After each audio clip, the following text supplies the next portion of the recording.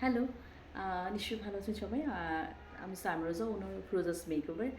আ সবাই নিশ্চয়ই ভালো আছেন। আজকে আ আ আমার ছোট একটা জার্নি, ১৮ বছরের একটা জার্নি। এই জার্নি থেকে আমি বেশ কিছু আ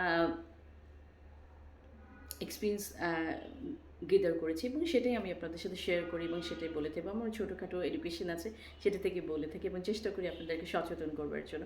সো আজকে বলব হচ্ছে কসমেটিকের ক্ষতিকারক কী আছে। তো আমরা তো কসমেটিক ইউজ করে থাকি এবং আমরা জানিও যে কসমেটিকের ব্যাপারটা কি, এখন যুগ অনেক আপডেট হয়েছে।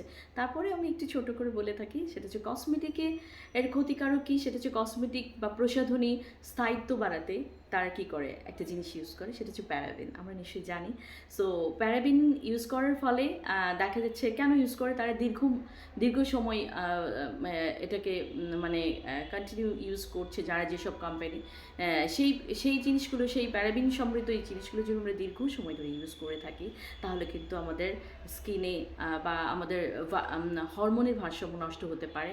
তো এটা আমরা কোত্থেকে জেনেছি, এটা ২০১২ সালে অ্যাপ্লাইড টক্সিকোলজি একটি জার্নালে প্রকাশিত গবেষণা পত্র থেকে জানা গেছে যে ক্যান্সার কোষের প্যারাবিনের অস্তিত্ব আছে।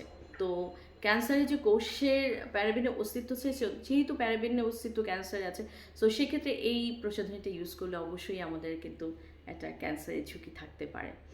সো কোন ধরনের জিনিসগুলোতে আছে, আমরা সাধারণত দেখা যাচ্ছে নেল পলিশ, তারপরে চুলের স্প্রে, অনেক ধরনের সুগন্ধি প্রসাধনী আছে যেগুলোতে প্যারাবিন ইউজ করা হয়। তো আমরা কিন্তু একটু সচেতন থাকবো যে কোনগুলোতে প্যারাবিন নেই।